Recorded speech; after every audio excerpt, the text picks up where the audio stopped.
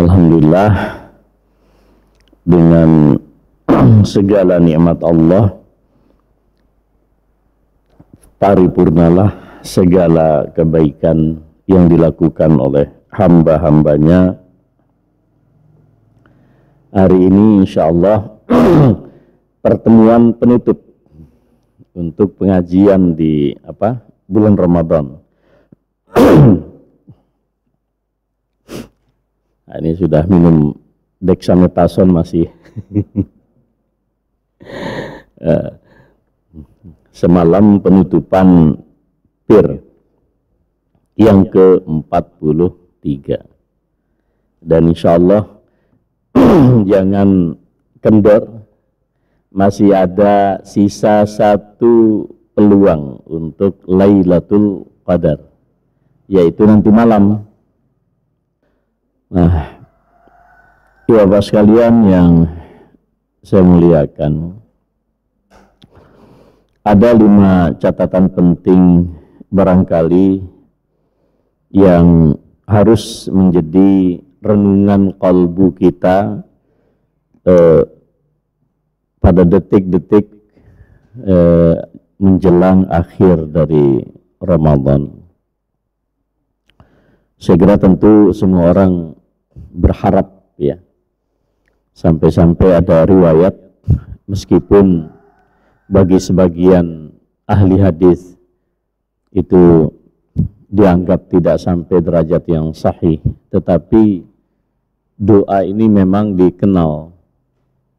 Allahumma barik lana fi Rajab wa Sya'ban wa ballighna Ramadan. Secara makna tidak ada yang salah, hanya memang pada periwayatan ada hal yang dikritisi oleh para ulama hadis. Tetapi secara maknawi dia tidak bertentangan dengan keyakinan kita. Ya Allah, berkahilah kami di bulan Rajab dan di bulan Sya'ban, dan sampaikanlah usia kami di bulan Ramadan. Ternyata ya ada yang sampai penuh insya Allah, tapi juga ada seperti Profesor Syekh Al-Mahrasawi, beliau justru meninggal dunia pada menjelang akhir ya, di bulan Ramadan tahun ini.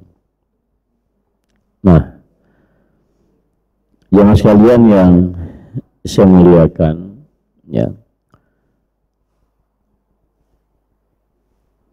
semakin dekat Ramadan akan meninggalkan kita. Wa tilka hiya sunnatullahi fi khalqihi wa akwanihi.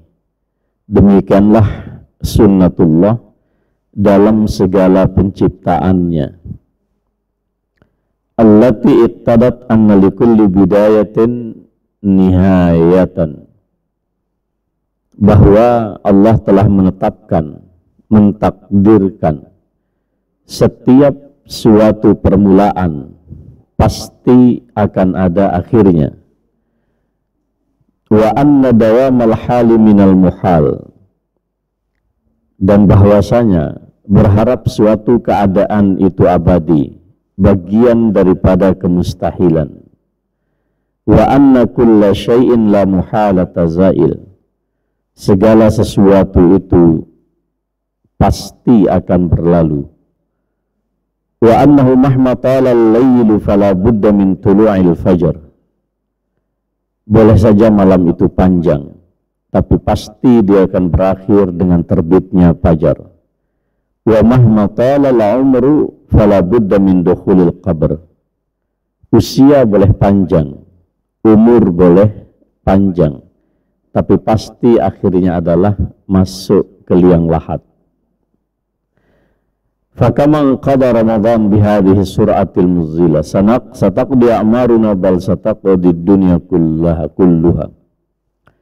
Sebagaimana Ramadan tak terasa begitu cepat pergi, demikian pula umur kita akan segera juga berakhir.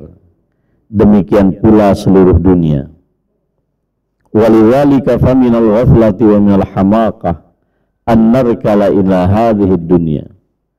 Oleh karena itu adalah suatu kelalaian dan satu kedunguan di dalam hidup ini bila kita terus ya melekatkan diri pada dunia, wa natma'innu biha, lalu kita merasa nyaman di dunia, wa nu'siruha 'ala daril akhirah, atau bahkan sebagian kita lebih mengedepankan dunia daripada akhirat. Bal tu'siruna al-hayata ad-dunya wal akhiratu khairun wa abqa. Ya. Bahkan kalian lebih mengutamakan dunia, kehidupan dunia, sementara akhirat itu lebih baik dan tentu lebih abadi. Wa idza rahala Ramadan sa'al mu'minina khitamuhu wa tamamuhu lima tazawwaqu fihi min halawatil iman. Bagi orang-orang yang beriman, jadi salah satu cara menguji keimanan kita, maka akhir daripada Ramadan itu ada sesuatu rasa yang ada. Kita tidak bisa mengungkapkan, tapi ada rasa yang hilang. Gitu ya. Kemanisan iman, munajat, ya. Biasa santri tengah malam bangun jam 3, kita ajak untuk bahkan baca qunut, doa panjang gitu. Itu barangkali sudah tidak akan terasa gitu, kecuali di dalam sholat malam yang biasa. Jadi ini perasaan yang biasa kita alami dan ini ciri keimanan. Maka poin yang pertama, jemaah sekalian yang saya muliakan, kita perlu bermuhasabah. Apakah yang telah kita lakukan dikabulkan oleh Allah atau tidak dikabulkan oleh Allah Subhanahu wa ta'ala. Ya tentu kita berdoa, selalu kita di dalam sujud mengucapkan Allahumma taqabbal minna salatana wa qiyamana wa ruku'ana wa sujudana wa takhasyu'ana wa tadarru'ana. Ya Allah, terimalah dari kami sholat, puasa, sujud, ruku', rintihan kami, doa kami, dan sempurnakanlah apa yang kurang dari kami dengan rahmat dan kasih sayang-Mu. Maka jemaah sekalian yang saya muliakan, ini kemudian menjadi sangat penting. Jangankan kita, Aisyah radhiyallahu taala anha yang pernah atau bahkan sering barangkali kita sebut, beliau sampai bertanya kepada Rasulullah Sallallahu Alaihi Wasallam ketika membaca surat Al-Mu'minun ayat ke-60 yang disebut oleh Allah, walladzina yu'tuna ma atau wa qulubuhum wajilatun annahum ila rabbihim rajiun. Orang-orang yang mendermakan segala apa yang mereka miliki, diserahkan di jalan Allah, tetapi bila mana mereka mengingat kematian, mereka takut. Aisyah bertanya, wahai Rasulullah, apakah orang yang takut kematian padahal amalnya banyak, diam-diam mereka itu mencuri, diam-diam mereka itu berzina, diam-diam mereka itu mabuk? Kata Rasulullah, tidak. Mereka itu justru orang yang banyak menunaikan sholat, banyak zakat, banyak sedekah, dan seterusnya. Dan yang membuat mereka takut, ya, karena rasa khawatir yang mendalam, amal ibadah tersebut tidak diterima oleh Allah Subhanahu wa ta'ala. Jadi kira-kira di dalam hadis yang lain, ada hadis yang diriwayatkan oleh Imam At-Tabrani di dalam kitab beliau, Al-Imam At-Tabrani dalam kitab beliau, termasuk juga Al-Imam Al-Baihaqi dalam kitab Syu'abul Iman.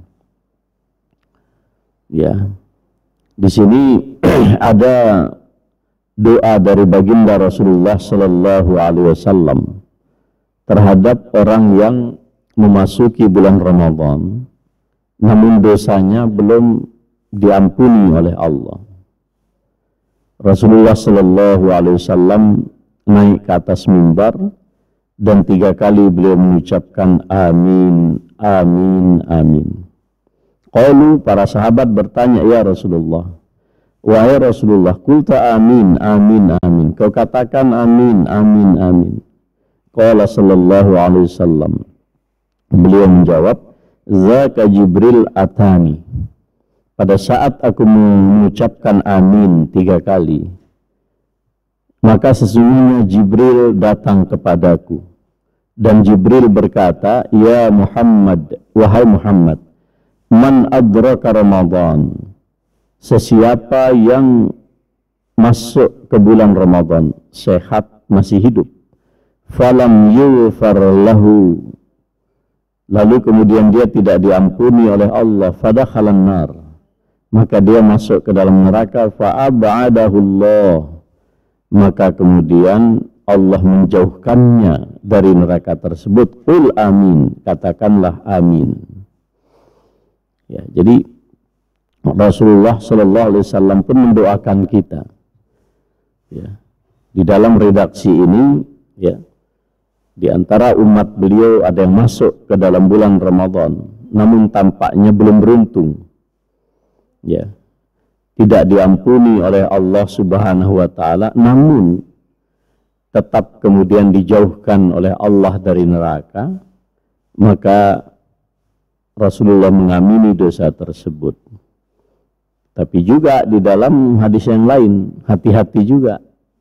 Di dalam riwayat yang lain dikatakan, celakalah orang yang masuk ke dalam bulan Ramadan, kemudian meninggalkan bulan Ramadan, lalu dosanya belum diampuni oleh Allah. Nah, jangan sekalian yang saya muliakan, pada Jumat yang lalu pada Sabtu pagi yang lalu, kita sempat juga membaca beberapa keterangan para ulama. Bagaimana cara mengukur apakah dosa kita itu diampuni oleh Allah Subhanahu Wa Taala. Jadi kami sampaikan, dosa menurut para ulama itu 2. Satu, dosa yang berkaitan dengan hak-haknya Allah. Yang dilanggar itu hak-haknya Allah. Yang tidak berkaitan dengan anak Adam. Apa contohnya? Mungkin dalam hidup kita pernah meninggalkan sholat, sengaja pula, tanpa ada uzur. Mungkin dalam hidup kita pun juga pernah tidak tertib menunaikan zakat. Mungkin dalam hidup kita ada orang yang berkemampuan untuk haji, tapi dia lebih memilih investasi bisnis misalnya, dan seterusnya. Dosa yang seperti ini dapat diselesaikan hanya dengan taubatan nasuha. Maka bagi orang yang pernah tidak berzakat, ya, hitunglah dan keluarkanlah zakat. Orang yang pernah misalnya menunda hajinya, padahal dia mampu, maka segeralah tunaikan haji. Begitu mudah untuk membersihkan dosa yang berkaitan dengan Allah. Nah, sekarang kita bisa bermuhasabah, kira-kira kalau dosa yang berkaitan dengan Allah, seberapa yang pernah kita lakukan, dan kalaupun kita bertaubat, apakah kita sungguh bertaubat? Karena yang tahu kita bertaubat kan diri kita sendiri. Dan ciri orang yang bertaubat dengan benar dan taubatnya diterima oleh Allah Subhanahu wa taala, tentu dia tidak mengulangi lagi perbuatan dosa yang sama. Kalau dulu pernah meninggalkan sholat, maka harus yakin saat dia bertaubat tidak ada lagi sholat yang terlewatkan. Saat dia berbuat dosa tidak menunaikan zakat, maka harus dia yakin pada saat dia memiliki harta dan sadar akan zakat, segera ditunaikan, dan seterusnya. Lebih gampang. Nah, tapi yang pertama ini pun membutuhkan kejernihan pikiran dan hati. Saya sangat yakin Bapak sekalian, masing-masing di antara kita bisa mengukur. Nah, yang kedua pun juga kami yakin itu bisa diukur, yaitu dosa yang berkaitan dengan hak Adam. Ya. Nah, dosa yang berkaitan dengan hak Adam ini harus diselesaikan dulu di dunia, jangan sampai dibawa mati. Maka pada Sabtu yang lalu sempat kita mengatakan, kita mulai dari orang yang terdekat. Apakah kita yakin pada hari ini pasangan kita misalnya di hadapan seorang suami, istri kita betul-betul kita yakini kita sudah bersihkan dari kotoran hati kita. Begitu juga sebaliknya, istri kita yakin tidak bahwa suaminya hari ini di akhir betul-betul bersih. Nah, itu pun kita yang tahu. Kalau sudah sesama pasangan kita yakin seperti itu, baru kita lihat ke anak kita dan seterusnya. Ya, di dalam Islam prosedurnya gampang sekali. Kalau itu berkaitan dengan hak orang lain, maka ya kita harus tunaikan hak itu. Kalau ada ucapan yang pernah salah, keliru, tutur kata, ya bukan hanya formalitas, mohon maaf lahir dan batin, betulan minta maaf. Dan ketika minta maaf itu ya dosa yang sama jangan diulangi. Rasa-rasanya ya nggak usah kita mikirin semua sepanjang hidup kita. Yang paling pokok sekarang taruhlah selama 30 hari inilah, atau dalam waktu 2 hari ke depan, hari ini dan besok. Hari ini tanggal berapa hari ini? Masih 28, masih 3 ya, 28, 29 sampai 30, masih ada waktu 3, dengan hari ini 3 hari. Kita mulai dari yang terdekat dari kita, orang yang seranjang, sedapur, sesumur. Ini yang paling dekat dulu. Bagi ayahanda seperti Pak Kasbi dan lain-lain, hari ini tidak ada masalah, kita bermuhasabah. Apakah kita ketika ibunda dulu meninggalkan kita semua, kita hari ini dalam posisi apa? Kalau kita diadili sama Allah, beranikah kita juga menyatakan bahwa sudah tidak ada apapun tuntutan dari seorang suami? Artinya apa?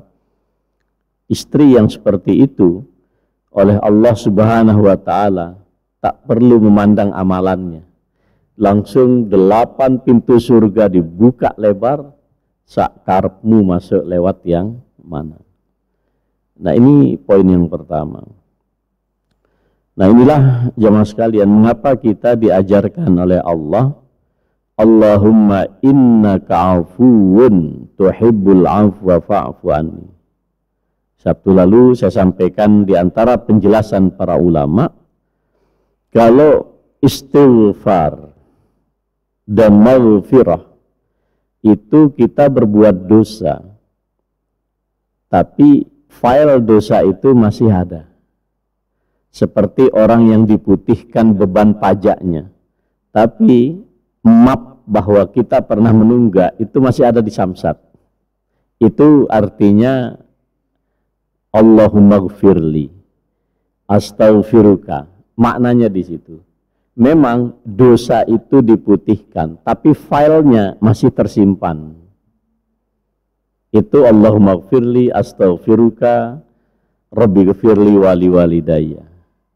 Tapi kalau menggunakan afa wa ya'fu, itu dosa bukan hanya dihapuskan, tapi semua catatan berkasnya itu dimusnahkan oleh Allah. Maka Allah ajarkan kita doa yang paling tinggi kualifikasinya. Allahumma innaka afuun, ya Allah, engkau zat yang maha menghapus dan menghilangkan segala jejak dosa. Nah, itu afuun. Jadi kalau dosa itu dihapuskan, diputihkan tapi jejaknya masih ada, maka itu namanya ya diampuni. Nah, ini yang selalu kita ucapkan baik dalam dalam sujud kita, termasuk juga di dalam kunut kita pada saat menunaikan sholat malam. Ini poin yang pertama. Ya, 3 hari ini kita bisa merenung kira-kira mana yang diterima, mana yang belum. Dan tidak ada salahnya bila ada kekurangan, tentu seperti doa kita, wa tammim taqsirana. Ya Allah, kami sadar ada banyak kekurangan kami dalam ibadah, maka sempurnakanlah dengan kasih sayang-Mu. Nah, yang kedua, la tartaddu ala adbarikum fatanqalibu khasirin. Ya. Ini setelah kita mendapatkan pencerahan hati, pencerahan pikiran, bahkan fisik kita rasa-rasanya lebih ringan, lebih segar daripada di luar bulan Ramadan. Ketaatan kita juga rata-rata insya Allah kita sangat optimis bahwa masyarakat kita sangat antusias dengan segala ibadah di bulan Ramadan. Maka para ulama di sini menasihatkan kita, famin a'zamil khusran, maka di antara kerugian yang paling besar, an yang qalibal abdu ba'da ta'ati khasiran, jika seseorang hamba itu kemudian setelah ketaatan yang dia lakukan secara terus menerus di bulan Ramadan, kok kemudian dia berbalik meninggalkan ketaatan itu. Ini orang yang menyia-nyiakan apa yang telah diperoleh, ya. Setelah panen besar, kemudian panennya itu malah dimusnahkan. Nah, na'udzubillah min dzalik. Fayartadda ba'dal iqbal ala ta'ah muqbilan alal ma'siyat. Ramadan taat begitu mudah. Tapi ada juga barangkali orang-orang tertentu, karena suasana Ramadan sudah berlalu, juga demikian ringan menuju kepada kemaksiatan. Maka doa kita yang paling pokok di sini, Allahumma muqallibal qulubi sabbit qalbi ala dinik. Ya Allah yang membolak-balikkan qalbu kami ini, tegakkanlah, teguhkanlah qalbu kami di atas agamamu. Ya. Dalam surat Muhammad ayat 25 Allah mengingatkan kita, innalladzina irtaddu ala adbarihim min ba'di ma tabayyana lahumul huda syaitanu sawwala lahum wa amla lahum. Jadi orang yang berpaling ke belakang setelah jelas mendapatkan petunjuk dari Allah, maka indikator terdekatnya adalah dia kembali dikuasai oleh setan. Nah, kita sudah tahulah bagaimana kalau setan menguasai kita. Na'udzubillah min dzalik. Ya. Ini poin yang kedua. Artinya kata kuncinya kita berupaya untuk terus menjaga konsistensi kita, istiqamah kita di atas kebaikan dan ketaatan.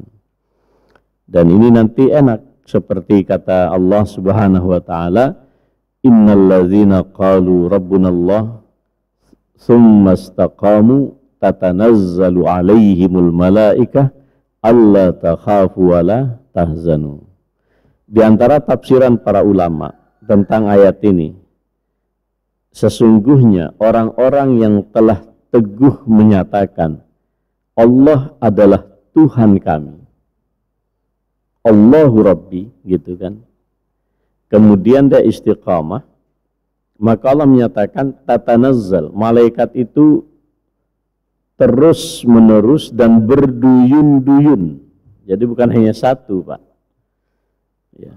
Jadi malaikat itu terus menerus dan berduyun-duyun datang kepada orang itu membersamai dia. Kata para ahli tafsir, membersamainya itu dalam hidupnya sehari-hari. Nah, jadi nggak usah nunggu mati kalau mau dibersamai malaikat. Orang yang istiqamah dengan ajaran tauhid agamanya, hidupnya itu akan terus didampingi oleh malaikat. Maka orang yang istiqamah itu biasanya continuous dalam perbuatan baik. Yang kedua, nanti malaikat akan menyertai kita pada saat kita menghadapi suasana yang sangat sulit dalam hidup, yaitu pada saat peristiwa naza. Ketika ruh kita mau dicabut oleh malaikat maut. Nah, di sini kemudian siapa kira-kira yang menjadi pendamping kita? Karena pada saat itu orang yang akan meninggal dunia berada di posisi tarik-menarik. Bahkan ada riwayat yang menyatakan para setan itu saking inginnya mencelakakan anak Adam. Ingat, mencelakakan kita ini sumpah hidup daripada iblis. Itu iblis tampil dalam bentuk orang yang paling disayangi oleh orang yang akan meninggal dunia. Jadi ketika dia itu naza, ya, pandangannya sudah fokus ke depan, sesungguhnya ini orang sedang berhadapan dengan fitnah yang luar. Ini yang disebut dengan fitnah Allah min fitnatil mahya wal mamat. Fitnah kematian di sini, Pak. Karena pada saat itu setan-setan itu sampai menyerupai orang yang paling dicintai oleh orang yang akan mati. Seolah-olah dia mengajak ini terus. Nah, kalau Abu Thalib itu masih kelihatan, Pak. Masih rada mending itu. Dia lihat. Misalnya ketika Abu Thalib akan meninggal dunia, pilihannya itu nyata betul. Satu sisi di sini Nabi Muhammad, wahai pamandaku, ucapkan satu kalimat yang dengan kalimat ini bila kau ucapkan, aku bela mati-matian di hadapan Allah. Tapi di sini abu-abu yang lain di sini, paman-paman Nabi yang lain itu narik. Kalau kamu ikut Muhammad, keponakanmu, apa kata orang? Nah, disinilah kemudian tarik menarik dan wal akhir qadarullah Abu Thalib mengikuti status sosial politiknya, memilih status sosial politiknya daripada memilih keponakannya. Masih mending Abu Thalib, syafaatnya jelas ada. Kan kita baca di dalam hadis riwayat Muslim bahwa Rasulullah juga pernah diperlihatkan oleh Allah Abu Thalib itu berada di dalam kerak neraka yang sangat dahsyat membara, tetapi karena syafaat dari beliau Abu Thalib diringankan siksanya oleh Allah. Itu hadis riwayat Muslim. Nah, jadi saya bilang mending bukan berarti kita harus ikut dia gitu, tidak, tapi itulah peristiwanya. Itu malaikat akan membersamai kita. Nah, ketika malaikat membersamai kita, kita tidak perlu risau menghadapi sakaratul maut. Ya. Apa yang terjadi? Allah sendiri yang mengucapkan. Apa misalnya? Ya, yusabbitullahu allazina amanu bil qauli tsabit fil hayatid dunya wa fil akhirah. Jadi Allah itu sudah berjanji pasti akan diteguhkan. Orang yang memang beriman diteguhkan oleh Allah saat dia di dunia, tapi diteguhkan juga di akhirat. Jadi ketika dia tanya, man rabbuka, nggak usah buka Google. Langsung dia jawab, Allahu Rabbi. Man nabiyuka, Muhammadun nabiyyi. Ya, terus ditanya lagi, kiblatmu apa? Dia bilang Ka'bah. Saudara, kitabmu apa? Al-Quran. Dan seterusnya. Nah, ini nanti akan kita alami. Akan kita alami. Nah, ini yang kedua ya. Jadi jangan sampai nauzubillah min zalik kita berbalik kepada suasana sebelum kita mendapatkan pencerahan di bulan Ramadan. Yang ketiga, ya, wa aufu bil ahdi innal ahda kana mas'ula. Jadi ibu bapak sekalian yang saya muliakan, ya, kita hidup di dunia ini bukan cek kosong, bukan kwitansi kosongan, tidak. Kita sejak awal itu sudah teken di hadapan Allah. Jadi kalau ada fakta integritas sebagai seorang pejabat, maka kita juga memiliki fakta integritas sebagai seorang hamba Allah. Apa isi dari fakta integritas kehambaan kita? Ketika kita ditanya oleh Allah, alastu birabbikum, bukankah aku ini Tuhan yang telah menciptakan kalian? Maka kita mengatakan, bala syahidna. Sungguh benar ya Allah, kami bersaksi Engkau adalah Tuhan yang telah menciptakan kami. Nah, apa kaitannya saudara sekalian yang saya muliakan? Di dalam ayat ini Allah mengingatkan kita, wa aufu bil ahdi innal ahda kana mas'ula. Penuhilah janji kalian, karena sesungguhnya janji ini akan ditanyakan oleh Allah, akan diaudit oleh Allah. Innal mu'minina fi Ramadan, ya, qad ahadullah ta'ala ala fi'li ta'at wa tarkil munkarat wal ahd yajibul wafa'u bihi. Selama bulan Ramadan kita sangat yakin, ya, hari-hari Ramadan kita ini kita lalui dengan, ya, pokoknya ibu bapak sudah merasakan lah bagaimana tauhid kita ini merasa segar, ibadah kita juga merasa lebih tertib, dengan Al-Quran kita juga lebih dekat. Ya, santri di sini apa yang tidak Al-Quran? Semua berdiskusi politik pun mesti nyebut Quran. Diskusi tentang sosial nyebut Quran. Diskusi tentang kebangsaan, kenegaraan mesti digiring kepada Al-Quran. Ini suasana Ramadan luar biasa. Kita menikmati betul suasana ketaatan, kita refresh, kita segarkan janji-janji baik kita di hadapan Allah Subhanahu wa Ta'ala, dan Allah kemudian memberikan imbalan dengan ampunan dan kasih sayang. Maka kata para ulama kita, jangan sampai nanti lepas daripada Ramadan, janji yang kita sudah perbaharui selama 30 hari ini lepas begitu saja. Ya, coba kita kan, ya dari perintah salat lah, sallu sunnatat tarawih jami'atan rahimakumullah, terus kayak begitu. Kalau 5 hari kita mulai sawu sufufakum wa'tadilu, sapnya diluruskan, mungkin hanya di sholat wajib, tapi hari ini kita terus mendengarkan itu. Banyaklah ya rasanya kita taklim juga semakin sering kita dengarkan di bulan Ramadan. Dan saya sangat yakin taklim dari para orang tua kita, para dai dan mubalik pun juga saya kira tetap mengingatkan kita tentang komitmen agama ini. Jadi Ramadan ini rasa-rasanya kayak orang turun mesin. Nah, jadi sudah semuanya diperbaiki ya. Semua spare part spiritual kita mengalami perbaikan ya. Bahkan juga olinya juga sudah diganti, kampas remnya juga sudah demikian. Ya, koplingnya juga bagus ya, tinggal digunakan dengan sebaik-baik mungkin.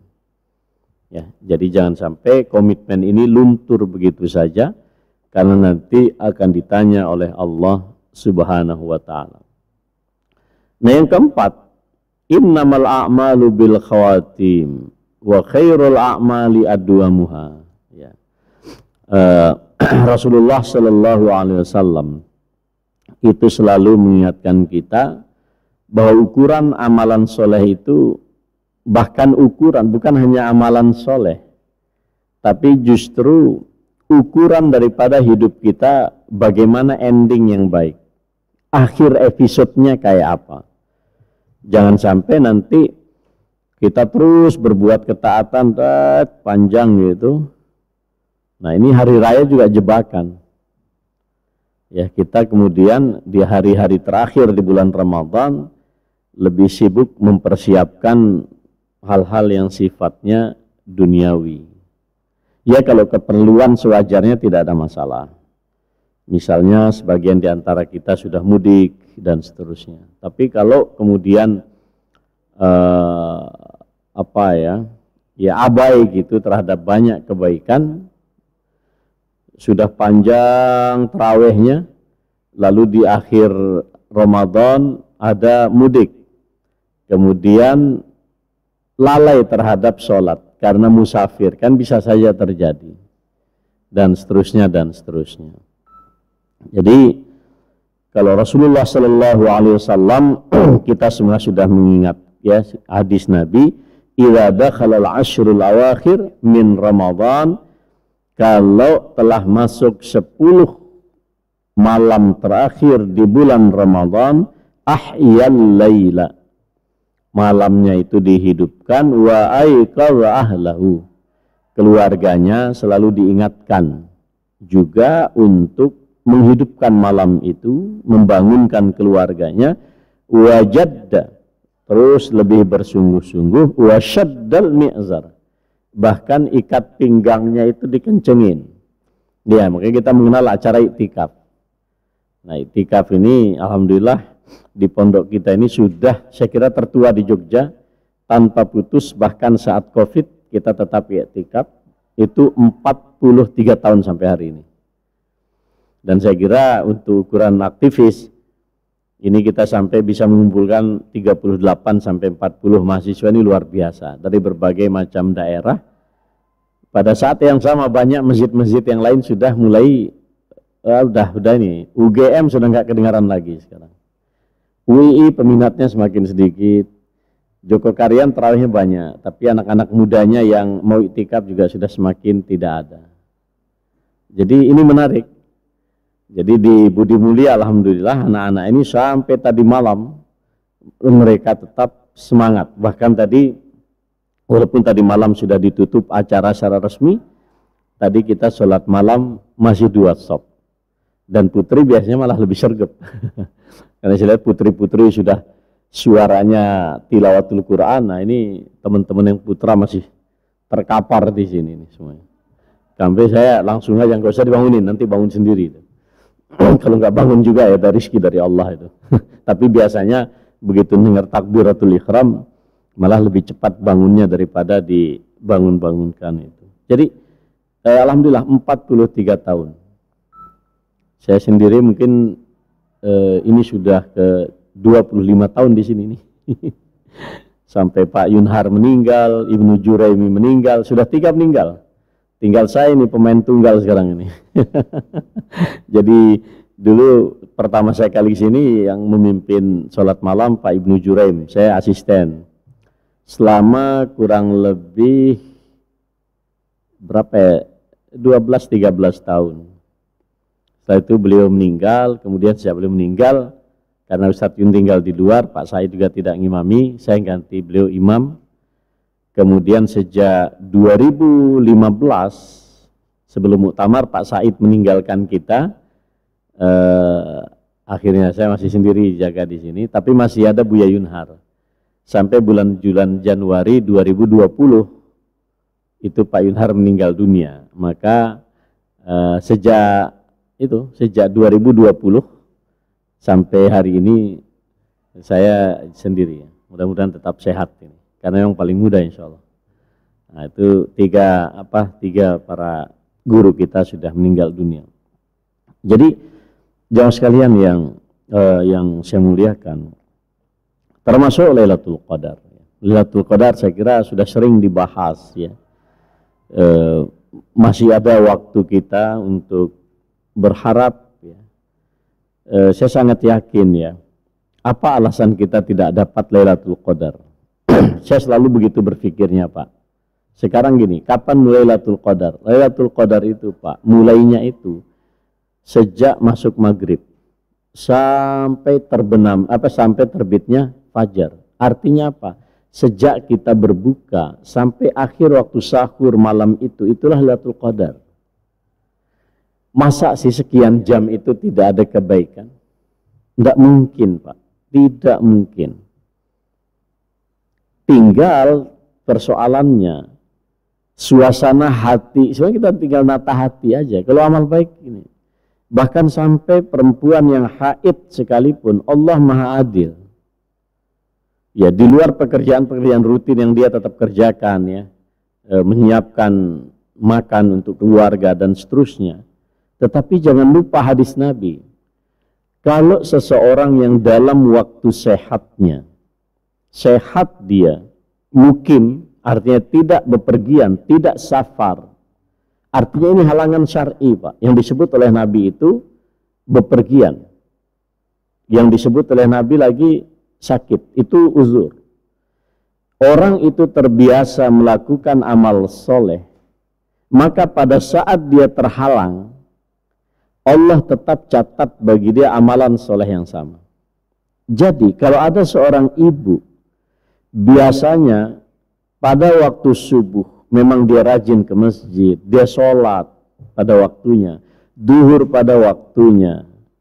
Ya, kalau waktu suci dia juga tetap berpuasa, kemudian dilalah pas di hari akhir, qadarullah kemudian dia kena menstruasi.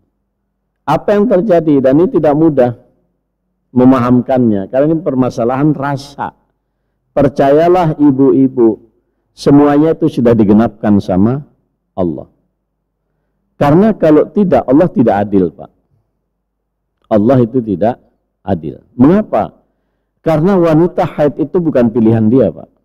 Maka jujur saya tidak setuju terhadap fatwa sebagian sahabat saya, kalau ibu-ibu memasuki bulan Ramadan minumlah pil anti haid.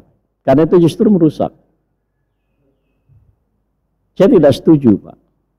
Karena itu merusak metabolisme seorang perempuan. Beda dengan umrah atau haji. Itu ibadah paling banter sekali seumur hidup umumnya orang. Kita nggak bisa setiap minggu. Jangankan jenengan tinggal di Sleman Pak. Saya tinggal di Madinah itu nggak bisa seenaknya bolak-balik. Enggak, ada di waktunya. Sekarang itu lebih sulit lagi Pak. Selama masa belajar hanya sekali boleh haji. Nah, kecuali mau jadi petugas. Jadi kenapa kami bisa haji setiap tahun? Karena kami daftar sebagai relawan petugas. Nah kalau itu kita dibolehkan. Bukan yang dibayar loh Pak, bukan yang dibayar. Bukan temus gitu, waktu itu ada tenaga muslimin, bukan itu. Tapi memang masuk di satu kafilah dakwah, kerja kita kemudian membagi brosur bahasa Indonesia dan seterusnya. Nah itu kita diberikan izin perjalanan untuk haji. Selebihnya nggak boleh. Nah, jadi itu bolehlah, itu ada uzur. Boleh dia menggunakan pil misalnya anti haid. Nah, walaupun dalam pengalaman kami kadang lewat juga itu. Ada yang sudah semangat minum pil dari Indonesia, malah begitu kita mau ihram malah datang bulan. Dan datang bulannya itu karena diiringi stres berkepanjangan, darahnya tambah banyak. Ini bukan harapan seorang wanita. Kalau pinginnya sih mak-mak itu nggak usah haid selama sebulan, tapi kan bukan pilihan kita. Maka sesuatu yang bukan menjadi pilihan kita, itu Allah punya cara untuk membalasnya. Tinggal persoalannya, jenengan ikhlas nggak dengan takdir Allah. Jangan sampai kemudian, waduh, mau iktikaf nggak jadi ya dapat M. Nah itu berarti nggak ikhlas. Maka ini penting bagi ibu-ibu, jadi sehingga tidak ada risau. Kalau perempuan itu haid dan semua amalnya terputus, lalu laki-laki tidak ada haid, semua amalnya berjalan, Allah tidak adil. Nah ini jarang dijelaskan. Kenapa? Umumnya mubalik itu kaum lelaki. Penjelasannya itu tidak fair. Padahal kalau dibaca secara mendetail, kita akan mendapatkan suasana seperti itu. Tapi hati-hati juga, jangan kemudian ngakali malaikat. Kalau memang biasanya nggak sholat duha, ya malaikat nggak punya rekod dong. Jadi kan begini Bu, jadi kira-kira ya kalau saya boleh bayangkan, sistem malaikat itu signalnya bagus Pak itu. Jadi sistem pokoknya digital banget lah, lebih hebat daripada digital kita.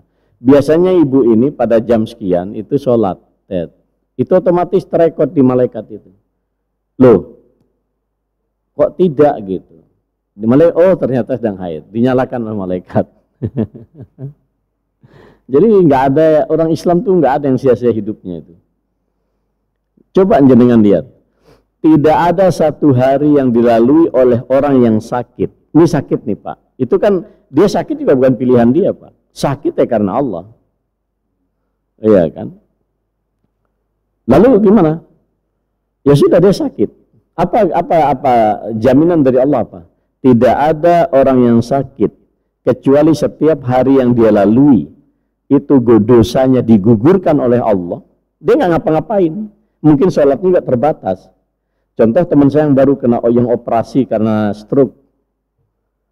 Jangankan rekaat sholat Pak, nama istrinya aja lupa kok. Seorang profesor Madya Pak ini Pak Medi, yang saya cerita di UMS. Nangis ya Pak itu, betul nangis betul. Kami terakhir menjenguk beliau 12 Ramadan kemarin. Kami bawa tengkleng itu semua ke rumahnya itu.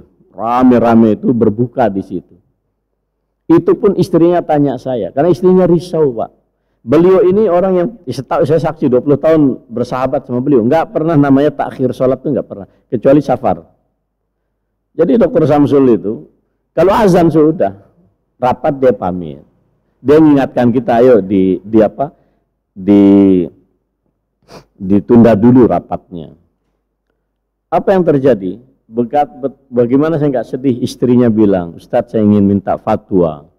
Apa bunda, saya bilang, lah Pak Samsul ini saya kok risau sholatnya. Lah beripun? Lah saya itu sejak beliau tindakan operasi sejak sakit itu, saya sholat 2 kali Ustadz. Jadi subuh ya 2 kali, semua 5 waktu 2 kali. Loh kenapa 2 kali? Saya was-was. Jadi satu sholat untuk saya, setelah itu saya takbir lagi, sholat untuk Pak Samsul. Kok bisa begitu? Karena Pak Samsul memang betul Ustadz, begitu dengar azan, telinganya masih bagus, pendengaran. Hanya beliau memori ingatannya yang trouble. Ya langsung ke belakang, uduk sendiri. Tapi nanti itu Pak, Allahu Akbar, baru Al-Fatihah, waladhdallin, itu saya langsung lepas. Itu ajaibnya Allah. Al-Fatihahnya lengkap terus setiap sholat. Tapi hanya sampai di situ. Habis itu dia ini wiridan 33. Dan itu setiap sholat. Jadi kekuatan daya ingatnya itu jangankan 1 rakaat. Maka fatwa saya sama kepada istri Ustadz Samsul. Saya bilang, Bunda, panjenengan mantepkan. Mulai sejak bertanya ke saya, tidak usah sholat 2 kali. Karena 1 tidak ada dalilnya. Kedua, contohnya perempuan kalau haid kan nggak wajib mengulangi sholat.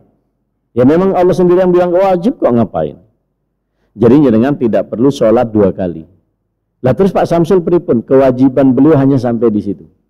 La yukallifullahu nafsan illa wus'aha. Allah nggak membebani orang, itulah maksimal beliau. Ingatnya hanya Fatihah. Kedua, fattakullah mastata'tum, bertakwa kepada Allah ya sebatas yang kalian mampu. Tak perlu risau. Lah ini kan perasaan Pak, memanage perasaan itu juga tidak mudah. Nah, ini saudara sekalian yang saya muliakan, jadi ini juga bagian daripada, sekali lagi, mari kita manfaatkan 2 malam terakhir untuk sholat lail, nanti malam-malam 29 dan malam berikutnya malam ke-30. Jadi kalau saya balik, bukan lagi kita harus dapat Lailatul Qadar. Maka saya ucapkan, apa alasan kita tidak dapat Lailatul Qadar? Maka yang paling pokok kita mengkondisikan ini. Dan terakhir, ibu sekalian, visi terjauh kita ini, kita pingin kita ini menjadi saksi yang bisa, kalau puasa memberi syafaat jelas, Al-Quran memberi syafaat jelas, dia akan tampil sebagai seorang sosok yang kita juga nggak tahu bentuknya kayak apa. Dia membela kita di hadapan Allah, ya Allah, aku ganggu tidur malamnya, aku buat dia tidak dia tidak tidur, aku buat dia haus. Ramadan juga demikian, akan menjadi saksi dan keduanya memberikan syafaat. Tetapi jangan lupa kita pun juga akan saling memberikan syafaat. Maka mari Ramadan ini yang terakhir ini, wa kunu ibadallahi ikhwana.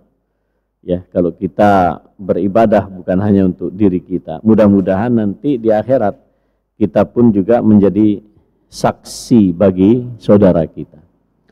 Karena ada orang, kata Rasulullah, tidak ada orang yang berdebat kepada Tuhan lebih dahsyat daripada perdebatannya mempertahankan haknya di dunia, daripada seorang hamba yang melihat ada saudaranya dulu di dunia yang dia kenal tiba-tiba masuk ke dalam neraka.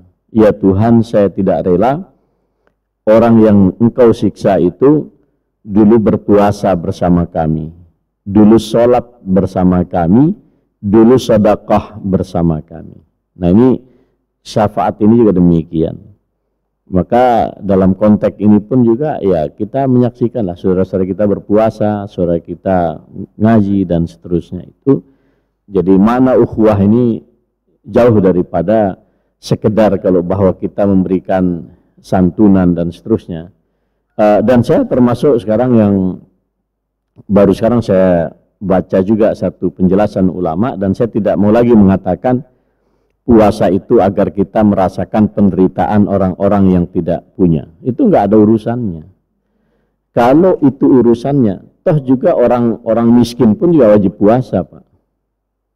Jadi tidak perlu kita menjadi pahlawan untuk mengatakan Allah nyuruh kita puasa agar merasakan penderitaan orang-orang yang kelaparan. Lah kalau Allah ingin kayak begitu, ngapain mereka diwajibkan puasa? Iya kan?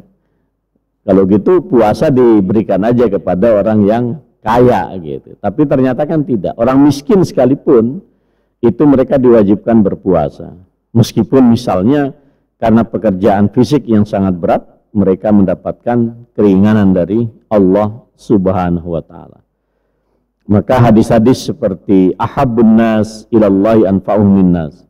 Manusia yang paling dicintai oleh Allah adalah manusia yang paling bermanfaat bagi orang lain.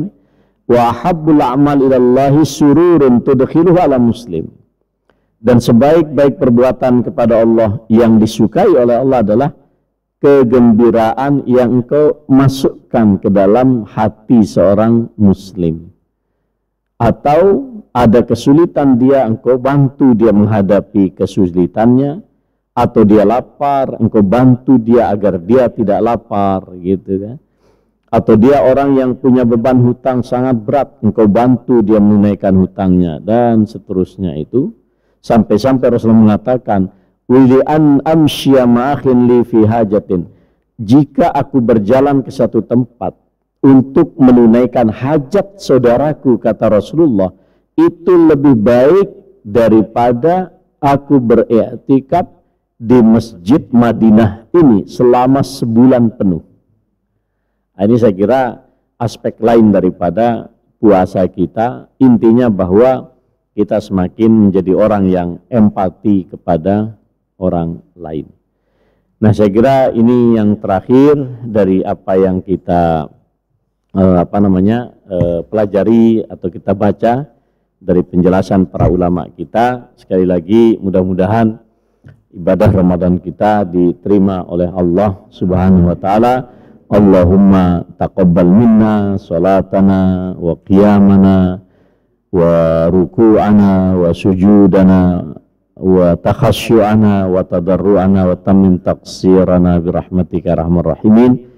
Monggo kita akhiri dengan sama-sama berdoa, juga mendoakan yang sakit, mendoakan yang meninggal dunia, dan doa untuk amalan kita. Bismillahirrahmanirrahim. Alhamdulillahirabbil alamin arrahmanir rahim maliki yaumiddin iyyaka na'budu wa iyyaka nasta'in iyyaka na'budu wa iyyaka nasta'in ihdinas siratal mustaqim siratal ladzina an'amta 'alaihim ghairil maghdubi 'alaihim waladdallin. Allahumma ya hayyu ya qayyum bi rahmatika nastaghits aslih lana sya'nana kullahu ولا تكلنا إلى أنفسنا طرفة عين. اللهم تقبل منا صلاتنا وقيامنا وصيامنا وركوعنا وسجودنا وتخشعنا وتضرعنا وتمم تقصيرنا برحمتك يا أرحم الراحمين. اللهم إنك عفو كريم تحب العفو فاعف عنا يا كريم. اللهم إنك عفو كريم تحب العفو فاعف عنا يا كريم. اللهم إنك عفو كريم تحب العفو فاعف عنا يا كريم. اللهم إنا نسألك العفو والعافية في الدنيا والآخرة. اللهم إنا نسألك العفو والعافية في ديننا ودنيانا وأهلنا ومالنا. اللهم استر عوراتنا وآمن روعاتنا. اللهم احفظنا من بين أيدينا وعن يميننا وعن شمالنا ومن فوقنا ونعوذ بك من تال من تحتنا. اللهم رب الناس اشف أنت الشافي لا شفاء إلا شفاؤك شفاء لا يغادر سقما. اللهم أعز به بأس رب الناس. اللهم اشف مرضانا ومرضى المسلمين. اللهم اشفهم شفاء عاجلا شفاء لا يغادر سقما يا رب العالمين. اللهم اغفر لشيخنا Profesor Dr. Al-Makhrasawi. اللهم اغفر له وارحمه وعافه وعفو عنه وأكرم نزله ووسع مدخله. اللهم اغسله بالماء والثلج والبرد ونقه من الذنوب والخطايا كما ينقى الثوب الأبيض من الدنس. اللهم إن كان محسنا فزد في إحسانه وإن كان مسيئا تتجاوز عنه. اللهم أعز عذاب القبر وقه عذاب الجحيم. اللهم أبدل له دارا خيرا من داره وأهلا خيرا من أهله وزوجا خيرا من زوجه. اللهم إن كان محسنا فزد في إحسانه وإن كان مسيئا فتجاوز عنه. اللهم اجعل قبره روضة من رياض الجنان ولا تجعل قبره فرة من حفر النيران. اللهم اغفر لنا ولوالدينا وارحمهم كما ربنا صغار. ربنا هب لنا من أزواجنا وذرياتنا قرة أعين واجعل المتقين إماما. ربنا آتنا في الدنيا حسنة وفي الآخرة حسنة وقنا عذاب النار. سبحان ربك رب العزة عما يصفون وسلام على المرسلين والحمد لله رب العالمين. Alhamdulillah, subhanakallahumma wa bihamdika asyhadu an la ilaha illa anta astaghfiruka wa atubu ilaik. Taqabbalallahu minna wa minkum, taqabbal ya karim.